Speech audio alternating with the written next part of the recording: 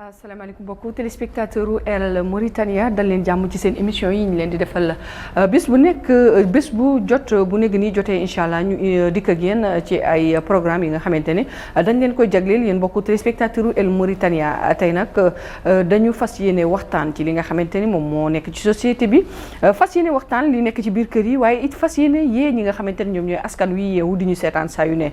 muy doon nag mbégte ci ñun lool ak bànneex saa ñu yeewoo jàkkaarloo ak yéen mbokku téléspectateur u télévision bu Mauritanie dama leen di wax ne tey ji maa ngi dalal ñaar ci sama plateau ñu fas yéene waxtaane li ci biir kër yi kii ci sama ndeyjoor di Babacar Diagne Babacar maa ngi lay nuyu di la ziar di la dalal jàmm ci sama émission. maam Lena maa ngi lay fay di jëkke ci sama kàddu di sant yàlla di julli ci rasulillahi di sant sama ñaari waajur di ñaanal sama papa yàlla fëgg boppam mu jóg ndax dafa tawat di ñaanal ñi ci hôpital yi yàlla na yàlla yëkkati leen ci jàmm ñi ci prison yi yàlla na leen yàlla génn ci jàmm di ñaanal way dawlu yi di ci jiital sama mag Khady Diagne yàlla yërëm ko jéggal ko fi mu tëdd di nuyu sama jigéen Mami Diakhaté di ko nuyu di ko ñaanal àjjuma ak jàmm. jërëjëf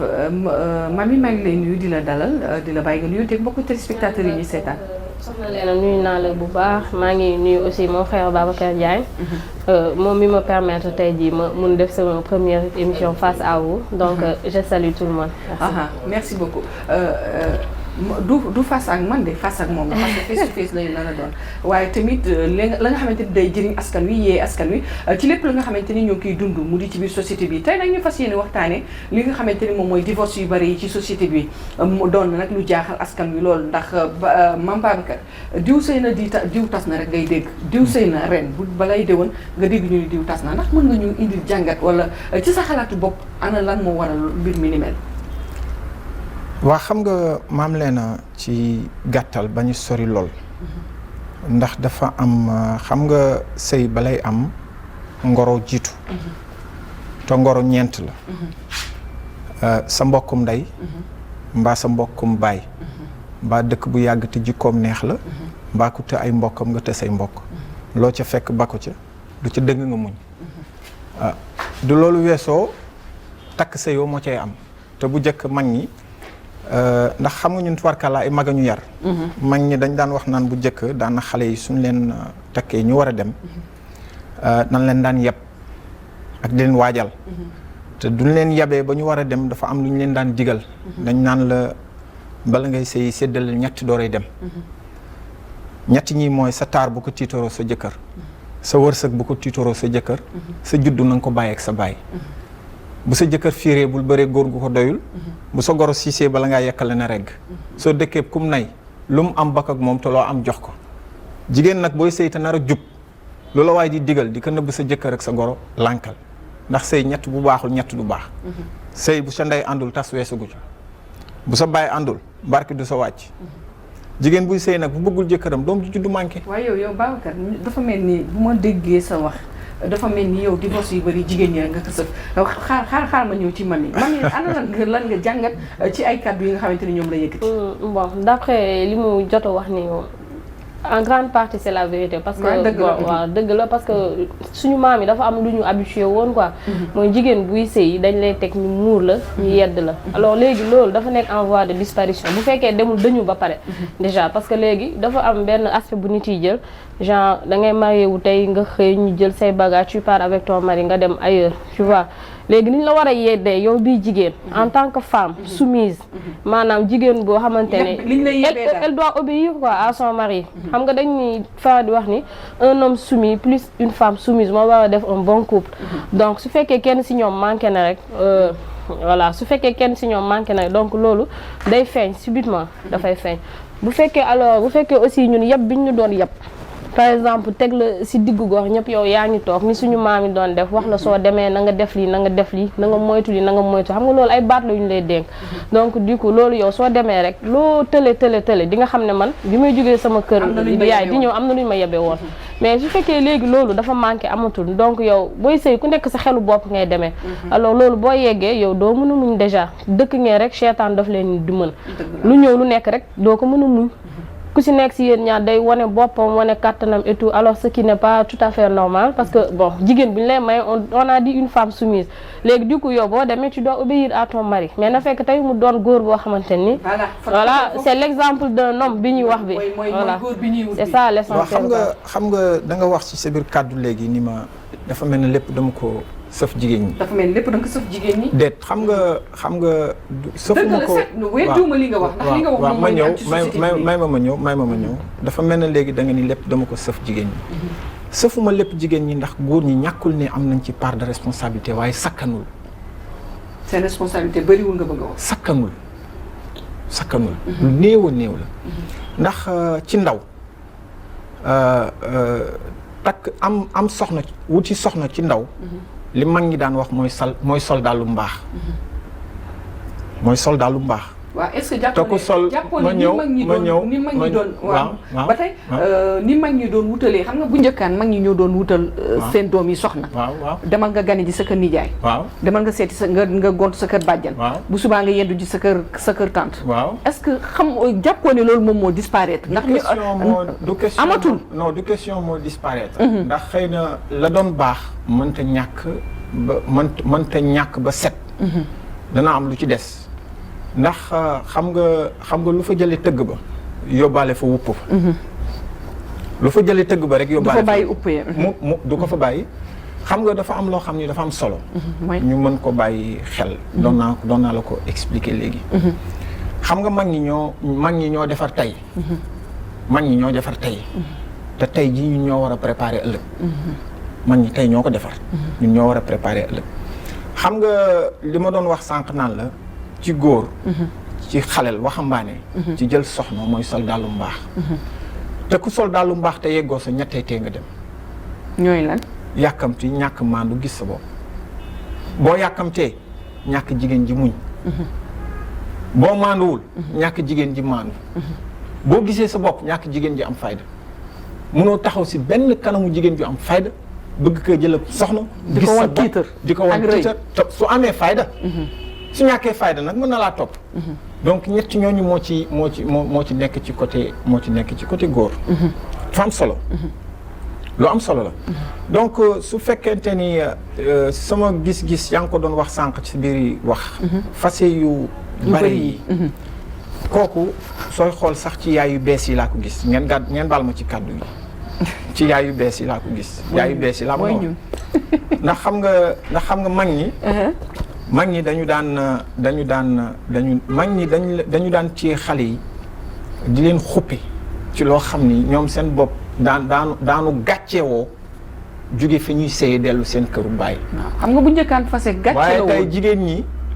da ngay gis ñu naan la jigéen ñi daanu sëy ngir yàlla waaye daanu sëyit ngir ñett. daañu sëyit ngir ñett. bàyyi ma toog ci kër gi ndax moo dàq sama kër baay. du ma génn sama néeg bi ndax su ma si génnee ñu dugal ci beneen jeeg. njaboot naa samay njaboot xajatuñu fenn kon bàyyi ma toog ci kër gi kon daanu sëy ngir ñetti ñi. xam nga bu boobaa lu koy waral. daanu sëy ngir ñetti ñi xam nga bu boobaa lu koy waral mooy seen xol jeex na amut dara sa sutu fa ndax góor gi nga xamante ni moom moo yor soxna. bu fekkoon jàpp na que nu mu ko waree jàppee du envier keneen maanaam du ñee keneen. du am xalaat du am xelu. xam nga lu indi loolu. ñaara ko indi. ñaara ko indi. xam nga jigéen. warul wax li ko naqadi ci jëkkëram jigéen dafa war a wax li mu bëgg ci jëkkëram. est-ce que bu ko waxee jëkkër ji dina ko ci topp tamit. may ma ñëw. xam nga wax day yegg penc ma. waaw bu suñu demee ca penc ma suñu demee ca penc ma. wax ji daan ko àttee ndax jigéen daa war a wax li ko metti ci jëkkëram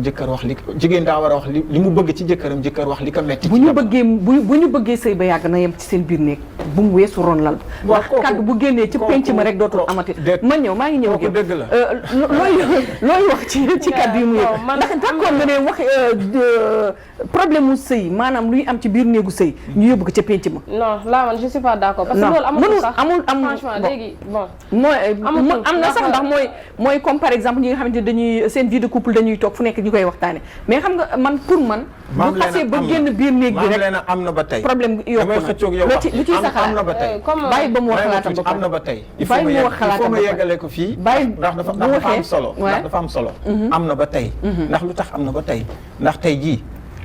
suñu nee penc am na lu bare lu ko firi ndax bari nañ sëy yu ñuy gis ñu koy àtte jéeg di ko waxtaanee ci tribunal yi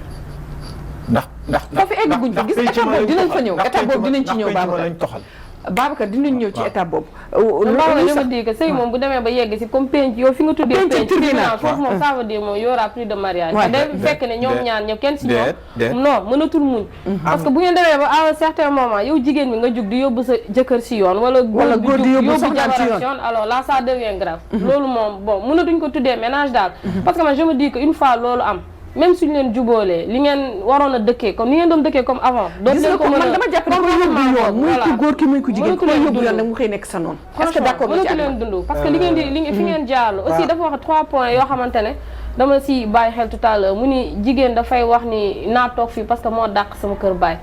benn boobu d'accord ku sañoon tey buñ la muuree nga dem sëyi kër ga ngay dugg tey nga ni borom kër moo la fi indi ku sañ jigéen bu sañoon dee moo la fay génne xam parce que kenn bëggul tey dugg si ménage xëy tey nga génn si non non loolu kenn souhaité wu ko beneen bi si topp nga ni danga naan njaboot naa toog si kër gi xajatuma kenn mais waaw d'accord foo dem ba jur ay doom loo fay jugee boo jugee foo jëm gisuma foo jëm de dëgg yàlla fan ngay jëm amuñu ci choix ils n'ont pas le choix amul troisième point bi nga ni naa toog ci néeg bi su ma si génnee ñu dugal ci beneen jeeg waaw d'accord parce que kenn bëggul jeeg di wutu sa place quand même moom keneen suy ñëw na ñëw mu fekk la rek mais quant à man ma toog mu jug dem ngir sama moromu jigéen alors là moom mais est-ce que bu amoon xel bu dal sax est-ce que bu amoon xel bu dal xalaatoon ni nu ëmb lépp ngir yàlla ka gënoon loolu li ñu am ba léegi ñooñu ngir yàlla Babacar ko ndax xam nga lu tax ndax benn boo fa gisatul wàcc ko fa benn boo fa gisatul wàcc ka fa. parce que début bi mensonge moo ko lal parce que fen lu mu lal déjà si début bi yéen bu ngeen duggee ba ci biir jikko yi day commencé di fay wax naa ko sànq ci njëlbeen ga wax naa ko sànq ba ma lay tudd naan sol daal lu mbaax wax naa ko ci njëlbeen ga li ngay wax nii dama ni loolu su xasee ba am fa ngir yàlla nekkatu fa ngir yàlla nekkatu fa ndax dooy sëy ngir yàlla doo muñ ba sonn da ngay muñ ba dee. waaw Babacar bu ma la posé benn question di nga ma déglu fokk Babacar est-ce que tey jii yow mii góor ah jël soxna ne dama koy denc est-ce que da nga ko denc pour yóbbu ko pour mbugal ko wala da nga ko denc pour yóbbu ko pour ngeen mottalante ndax man dama jàpp ne jigéen bu am lu ko neex ci biir sëyam ak lu mun nag lu mun da ngaa bëgg ma tontu la waaw loolu nga wax noonu man su ma ko defee kon ñett yi nga wax du toog ba kay xalaat sànja yàlla dal ma li nga wax nii man du ma ko defee sànja yàlla dal ma ji ndax du ma ko def te bokkuma ci ñi koy def te ànduma ak ñi koy def it loolu laa bëgg a dégg ànduma ak ñi koy def loolu laa bëgg a dégg déet damaa àndut ak ñi koy def ndax dama xam ne rek ne jigéen bu demee ba am souci ci néegu sëyam boobu daf ci amatul lu ko neex loolu gaa xam nga gis nga dafa am gis nga jigéen dafa am ñetti mbir yu nekk ci moom yoo xamante ne xëy na ngeen baal ma mais lu am solo la gis nga ñetti mbir ñii dina koy tardel cib sëy dina dog ab sëyam dina yàq sëyam it mooy ñett ñi gis nga jigéen doo ko gisee mu toll ci fukki at ak juróom ba ñaar fukki at la muy jëkk taamu ci biir xelam ñun ñëpp xamadoon nañ loolu jëkkër bi ma bëgg mooy jëkkër bu am oto bu am xaalis loolu mooy jigéenu tey te du ñëpp sax ma ñëw des ndax waxoon nga sànq ne ndax fu mu doon taa ba léegi am boo demee fekk fa tepp akay dëgg bàyyi ma yeggale wax ji xam nga kooku ma nga toll ci fukki at ak juróom ak ñaar fukki at du demee ba demee bay dépassé ñaar fukki at yi jàpp ñaar fukki at ak juróom fanweeri at dafa naan man fi ñu toll nii daal xam nga fàtte na lee mu waxoon mais dafa naan man ku ma respecté ku ma fonk ak ku gëm yàlla laa soxla pare na ci lee du weesoo fanweeri at yi jàpp fanweeri at ak juróom ba ñeen fukki at kooku dootul soxla dara dafa naan fi ñu toll nii man góor laa soxla fu may jaamoo yàlla góor laa soxla sax mais loolu c'est idem pour les hommes aussi parce que xam nga rek nul n'est épargné de rêver gis nga te ci jigéen ñi la ëpp it waaw xaaral xam nga rêver kooku c'est pas interdit à quiconque je pense yow li nga naan jigéen ñi loolu dañ koy def seen bopp di ko par kii nii différence d'âge naan bii pa maa ngi bëgg lii 5 ans après ñu ne la bëgg na lii laa bëgg mais si góor yi tamit même chose la ñuy wax parce que góor bu toog dina man exemple de femme bii laa bëgg par exemple comme man léegi li xale góor yi xewal jigéen bu liggéey amagoo soxna mu ne maa ngi xool ba tey maa ngi xool mais soxna bi gën si man daal man moom laa gisagul parce que su ma sañoo am koo xamante ne day def may def parce que genre philosophie boobu léegi moo ne si àdduna moom la nit yi di dundee léegi yow du coup boo demee ba ci kanam nga xam ne yow esprit boobu nga doon demee nii c'était pas bien yow tamit da ngay waxaat bon su ma gisee koo xamante ni doy na ma su ma ko indee sama kër dina ma sëyal te yàlla tax ma dem ma takk ko loolu ngay wax su boobu rombee tamit nga ñëw ne man daal bon instant bi moom naa ut ko ma wéttali rek c'est la même chose ni ko jigéen bi di xalaatee noonu ko góor bi di xalaatee Babacar comme ni ñu waxee ci jigéen ñi tamit sikk bu nekk ci jigéen ñi mën nañu wax ne fukk mu ngi ci góor ñi benn bu nekk ci jigéen ñi fukk mu ngi ci góor ñi d'accord waaw léegi d'accord léegi yow selon toi yow daal léegi divorce yi am yépp ci jigéen ñi lay jóge li ci ëpp ak ay dëgg waa léegi ban xam nga du jigéen mooy divorcé boppam waaw est-ce que xam nga loolu góor mooy fase waaw góor bi nga xamante ne am na comportement bi nga xamante ne moom la ñuy wër ci moom est-ce que dina xëy rek ne soxna si fase naa la demal sa yoon déedéet loolu mënta ne ñaar ñu tas de dañ xuloo bu am ñaar a koy def ma ni xuloo bu am ñaar a koy def am na cause xuloo bu am na lu ko sooke waaye waaye kay ma wax la leen soxna maam leen a jéey ma ni gis nga dafa am lu am solo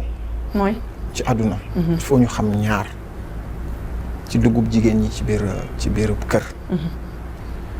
gis nga layu matt bu duggee waañ su xamoon fu muy mujje dina respecté doom da nga wax jooju layu matt bu duggee waañ du xamoon fu muy mujje dana respecté doom ndax ci doom lay mujje doom lay nekki fa lay mujje moo tax ma ni la sànq bu jigéen ñi defee lenn te kii message la bu may sànni ñu bàyyi ko xel ndax jàppoo ne am na ay jigéen ñi nga xamante ne tey ji Babacar defal ma ñëw bu jigéen ñi defee lenn ñun jigéen ñi li nga leen yàq yëpp dégg nañ ko sonn nañ mais jigéen ñi ñi ngi ci dëkk bii nekk ci àdduna bii billaahi lazi bëgg sëy mais mënuñu ko ñu ngi muñ la nga xamante ni góom la ba nga xam ne bu nekkoon ci seen tànk yi duñu taxaw muñuñu xam nga lu tax muñuñu Babacar jigéen ñaa ngi muñ ndegam yaa ngay tudd muñ bi rek muñuñu ndax muñ kenn du ko tudd ndax muñ nee naa la muñ ba deewa am muñ ba sonn amul ci jigéen ñu ngi muñ te gisoo ne ñu may ma tuuti Babacar bu fi nekk di défendre leen défendable muñ ba sonn amul wallahi ñu ngi muñ ñu ngi souffrir waaw ma ni xam nga déggoo li ma la wax sànq nee naa la jigéen am na nooy doxalee ci sa biir kër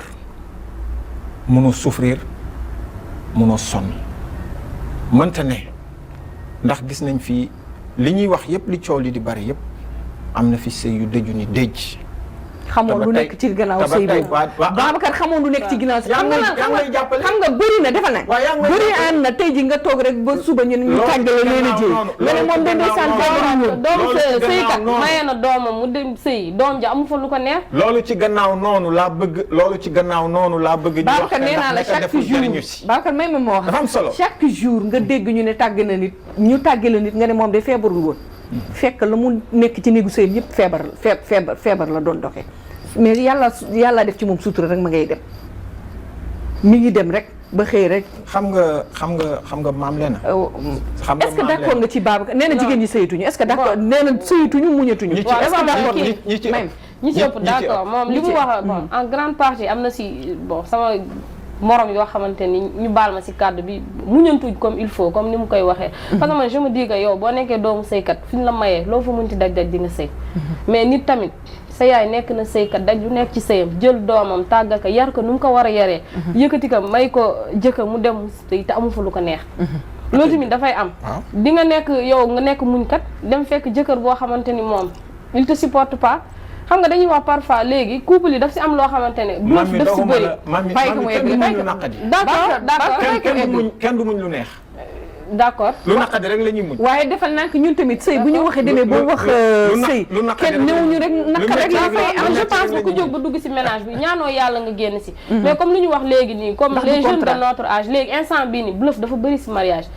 xam nga boo ñëwee yow li ñu lay won nëbb jikko voilà li ñu lay won banaa ngay dugg si ñoom bu fekkee dañuy lay nëbb seen jikko duñ def noonu seen vraie attitude du génne dañuy jël beneen kanam masqué woo ko tu vois xam nga dañ naan wolof da doon wax naan lu feeñ si sëy nuyoo woon na si ngoro dañ mais léegi amatul loolu nuyoo léegi dañ koy jël ñu masque ak solo la beneen bubb ñoo taxaw déjà bu ñëwee bien avant yow sa ay parents di ko apprécier yow déjà di nga ne góor bi il a de bon caractère et tout ça nga yaakaar ni moom c'est l'homme idéal nga dem nga sëy ak moom soxna mami boo demee nga fekk fa leneen loo xamante ni yow vraiment mooy loolu alors boo muñee muñ ba sonn ba xam ni am na foo yem wax naa sànq ni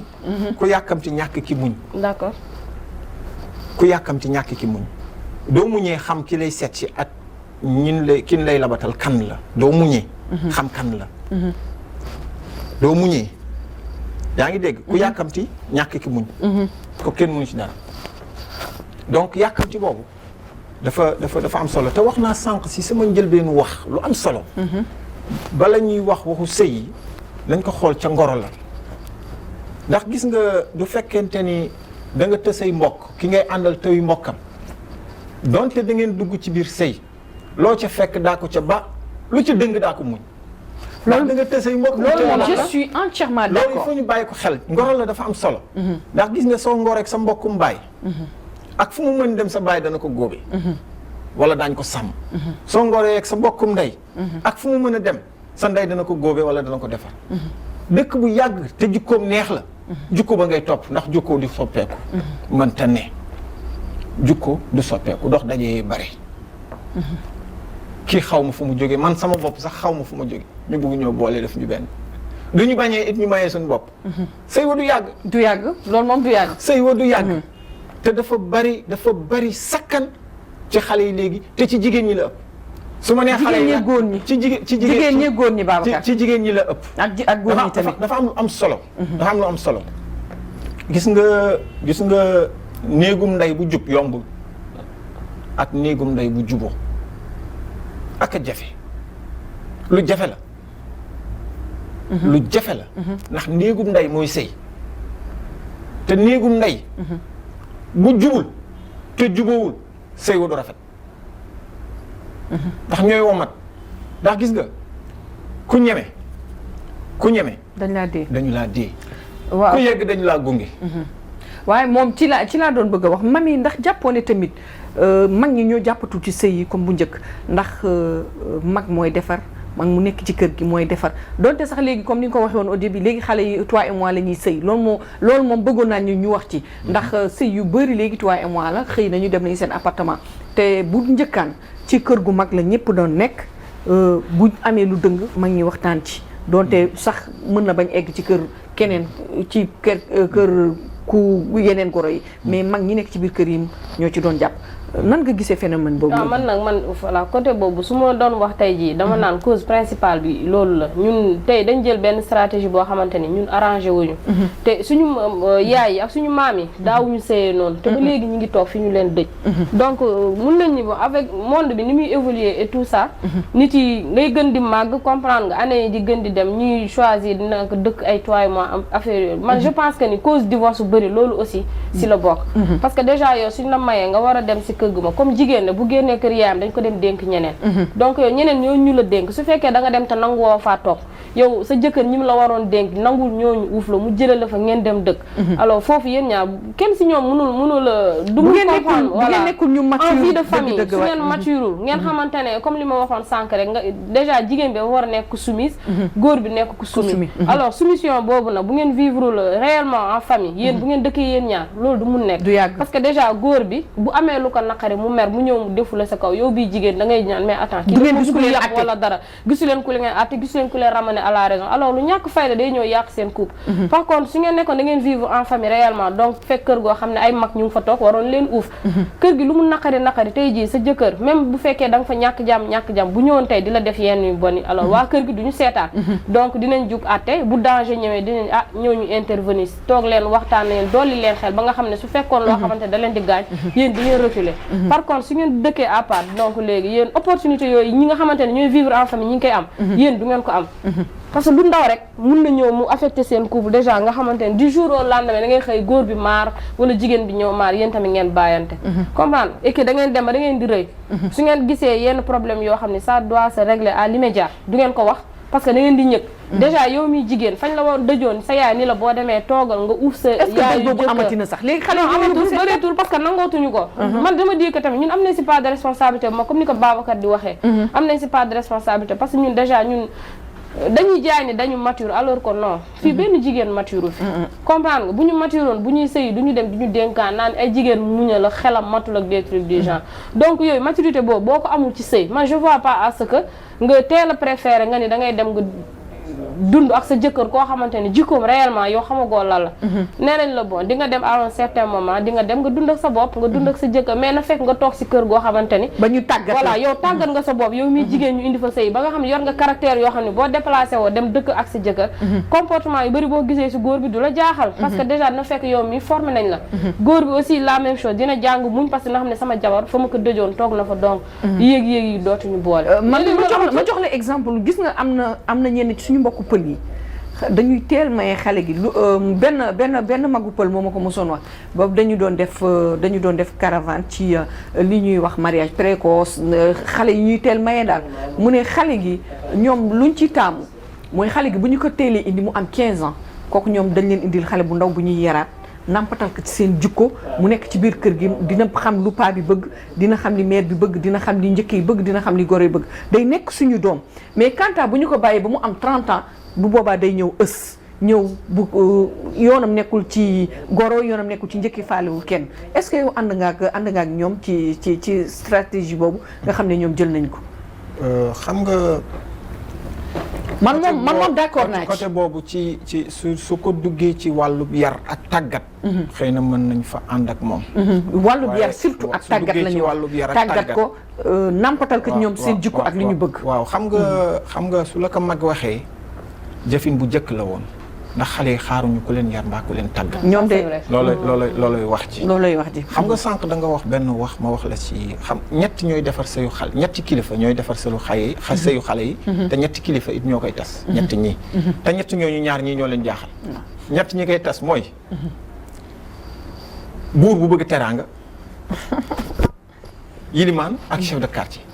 sëy bu tas ñoo ko tas te sëy bu yàgg ñoo ko yàggal. te ñooñu ñaar ñii ñoo leen të.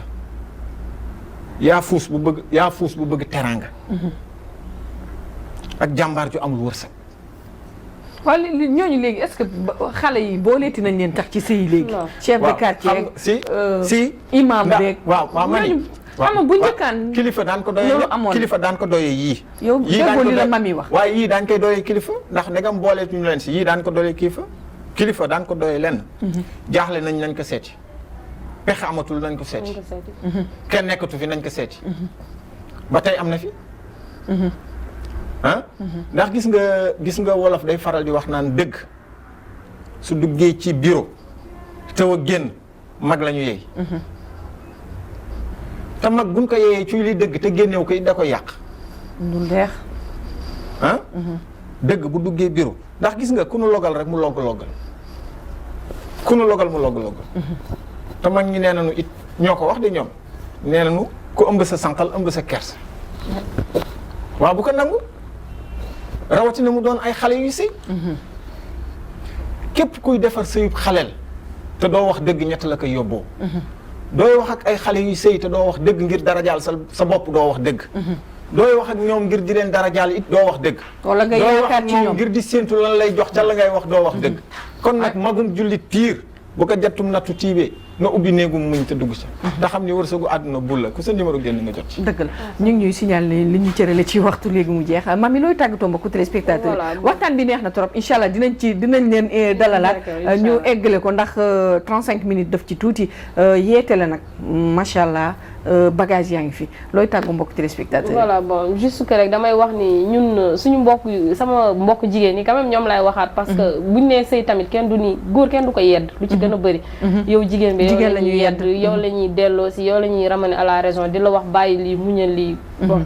raar na jigéen buy dem di boole jëkkëram sax am raison. franchement si sëy bu fekkee ne yow dañ la xelal dëgg pour nga sëy. donc ñun ñoo war a xoolaat suñu toogaay ak suñu comportement. si naka xool caractère yi ñuy yóbbu suñu kër jëkkër yi.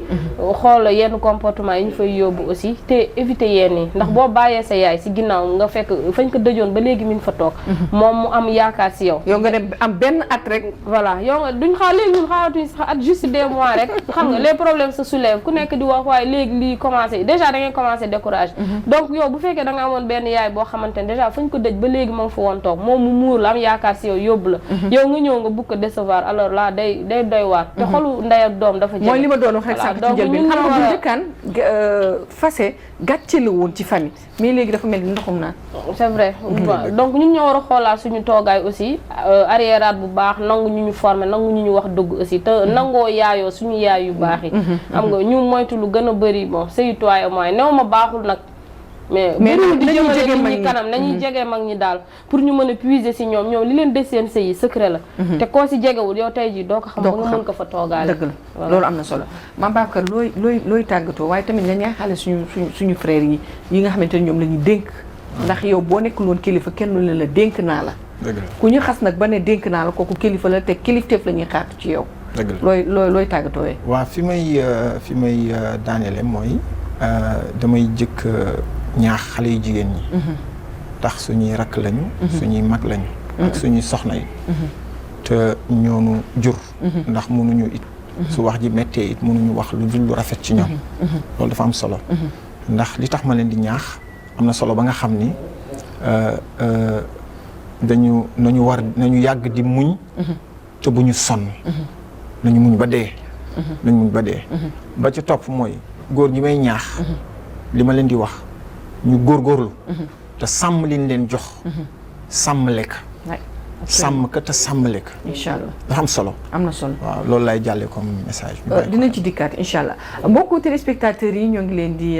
wax ne maa ngi dalaloon fii Babacar Diagne ak ki nga xamante ni moom mooy Mamy ñu façon yéene rek waxtaan xëy na wax ñu lépp nag ndax waxtu wi ñu cërale woon moom moo jeex waaye dinañ leen dalalaat fii incha allah beneen yoon ñu gën cee xuus gën koo yaatal ndax ay conseil kese la nag di jëriñ ñëpp jëriñ na góor jëriñ na jigéen di leen wax nag ne fii laa leen di joxe rendez-vous incha allah ba beneen yoon jërë ngeen jëf ci ànd beeg teewlu bi fi amaanillah